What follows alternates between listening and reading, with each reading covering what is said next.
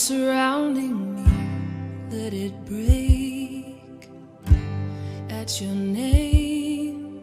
Still, call the sea to still, the rage in me to still every wave at your name.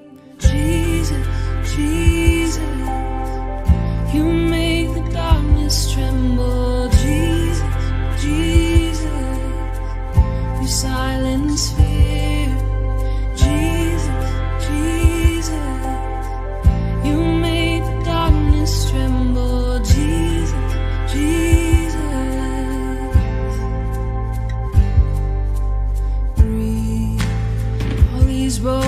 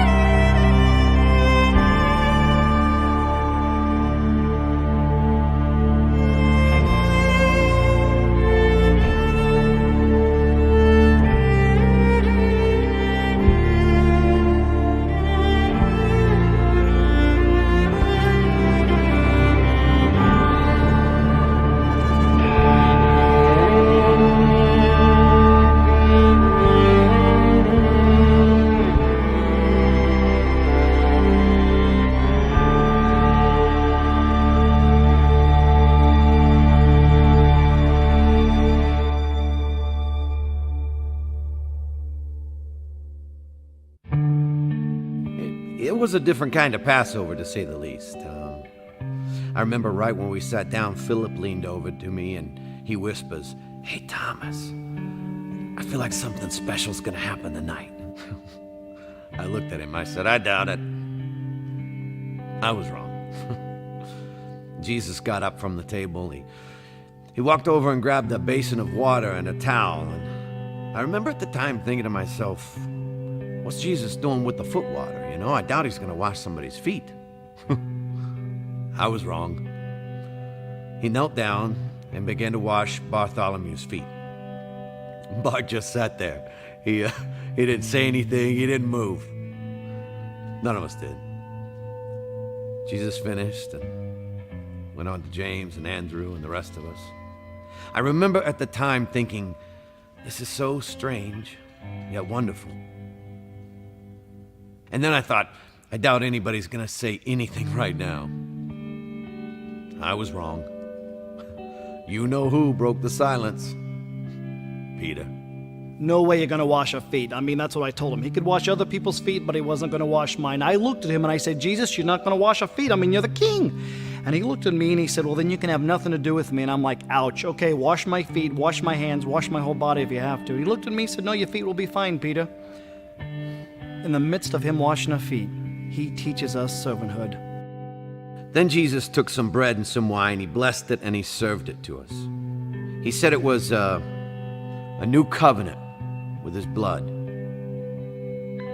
And he said, tonight, all of you will lose faith in me.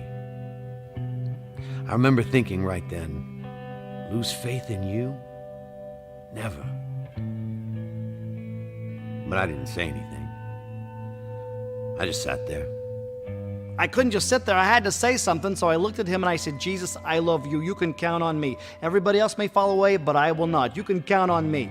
He looked at me and he smiled and he said, Peter, you'll deny me 3 times for tomorrow morning. Ouch.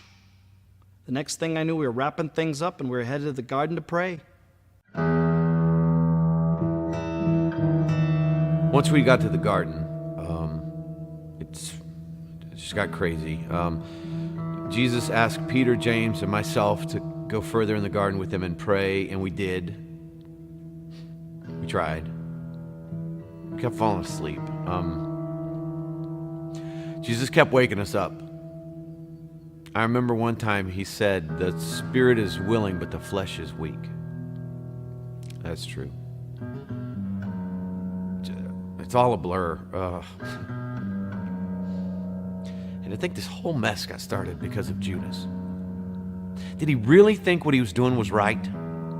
There he is. He's the one you want, the one praying by himself. Now the others, they will come up and try to create some scene. But the one that I kiss on the cheek, that's the one you want. Now 30 pieces of silver, right? That's what we agreed upon? 30 pieces. Forget about the rest. The one that I kiss on the cheek, that's the one you want. A kiss? Judas betrays Jesus with the kiss of a friend? And then it got crazy. Peter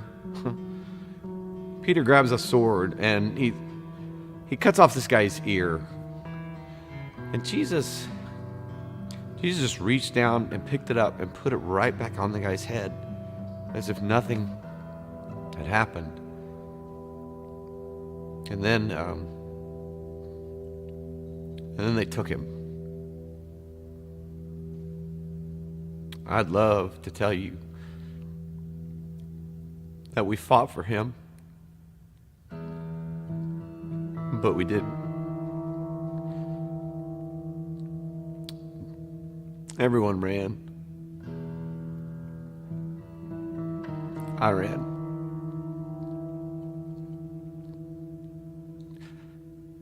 I'm so ashamed. What have I done? What have I done? Was I so stupid to think that I've killed him? I've killed him. I've crucified Jesus.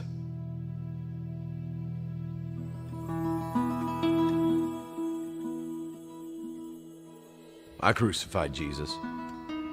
It's what the crowd wanted, and that's what they got. And personally, I don't feel like that man did anything to deserve that, but I was just a soldier doing my job. When the governor gave his sentence, that's when I would go to work. I loved that job. I felt like I was administering justice every time I nailed someone to a tree. But that man didn't deserve that. Didn't make sense to me. It makes no sense. There I was, rotting in a jail cell for stealing, murdering. You name it, I've done it. And I knew the next time I stepped foot outside that jail cell, well, and that was it. So the guards, they came and got me, and they put me beside this guy that was beaten to a pulp. Then Governor Pilate started asking the crowd, which one of these men do you want me to set free? I mean, it was obvious. I mean, the crowd, they're going to say, let Jesus go. And then I was going to tell them where they could go. And then the crowd, they started chanting Barabbas. I mean, they were saying my name. They were saying my name over and over and over again. The guards, they threw me to the crowd, and they took Jesus to Golgotha. I mean, one minute I am a man marked for death, and then the next I'm free. It made no sense. So I followed him all the way to Golgotha. I was stationed at Golgotha that day. We just raised the second criminal when they brought him to me. I'll never forget the way he looked. He'd been beaten, spit on, whipped. He was unrecognizable as a man. Hideous. What was left of his clothes were stripped off of him, and he was thrown down on the cross. That's when I went to work. Generally, when you crucify a man, the first hand is the most difficult. The criminal wants to get away, he fights you. So I would have 2 soldiers hold him down, but this guy, he didn't put up a fight. I just thought he was exhausted. As an executioner, I've been called every name in the book. I've had men yell at me, plead with me.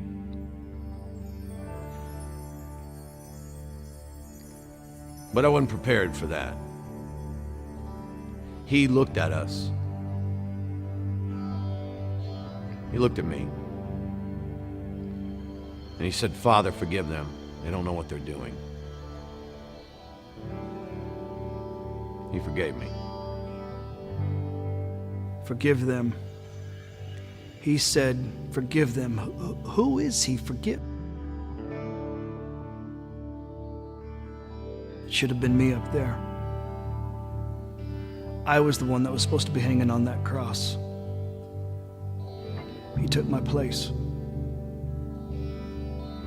Then I looked up, and I remember he took a deep, agonizing breath, and he said, "It is finished."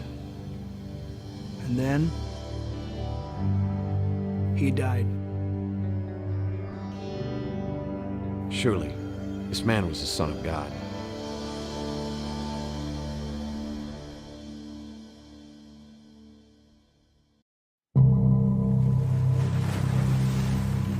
Why is Good Friday good?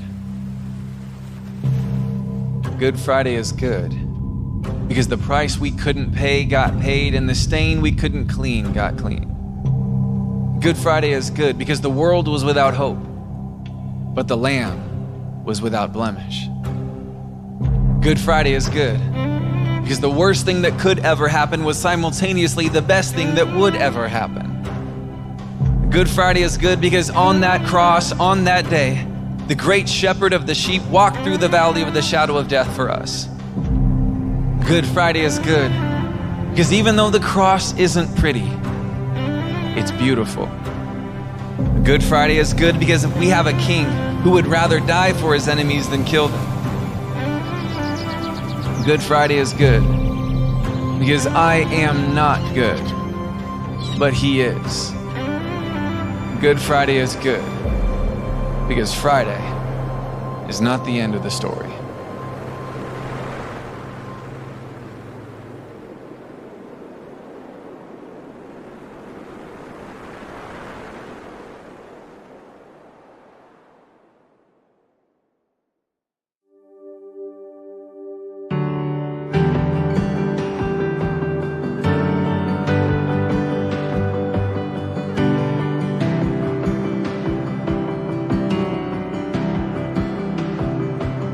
There's a place where mercy reigns and never dies. There's a place